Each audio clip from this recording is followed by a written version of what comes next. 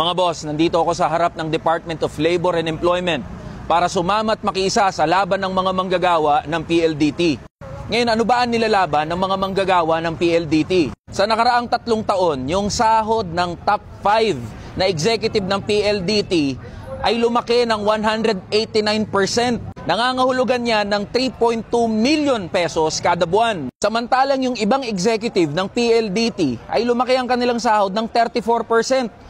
O mahigit kumulang 600,000 pesos kada buwan ang kinikita ng mga executive na yan. Sa kabila ng nilaki ng kita ng PLDT at tinaas ng sahod ng mga executive niyan, hindi naman nadagdagan yung sahod ng mga manggagawa at sa katunayan, pabawas pa nga sa ongoing na CBA negotiation ng Union ng mga manggagawa ng PLDT at ng management ng PLDT mismo. Negative 40% pa ang pinopropose ng management ng PLDT.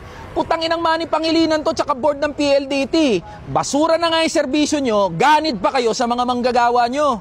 O ganito ang sitwasyon ng mga manggagawa sa bagong Pilipinas. Yung mga oligarko, gaya ni Manny Pangilinan, happy-happy. Pataas ng pataas yung kinikita, mantalang yung mga manggagawa ay nananatiling barat yung sahod.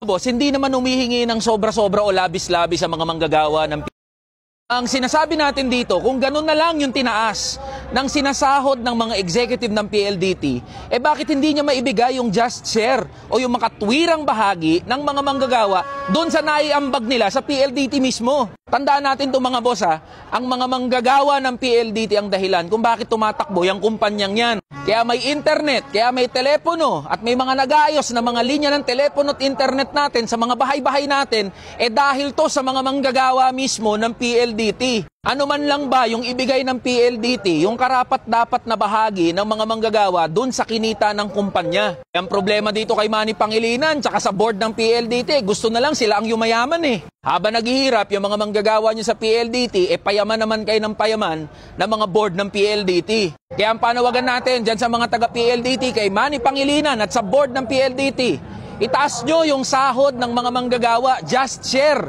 o makatwirang bahagi. Huwag kayong madamot, huwag kayong ganid. Hi, good evening po. No? Mga manggagawa din po kami. Katulad po ninyo at pati ng ating mga kapulisan. No?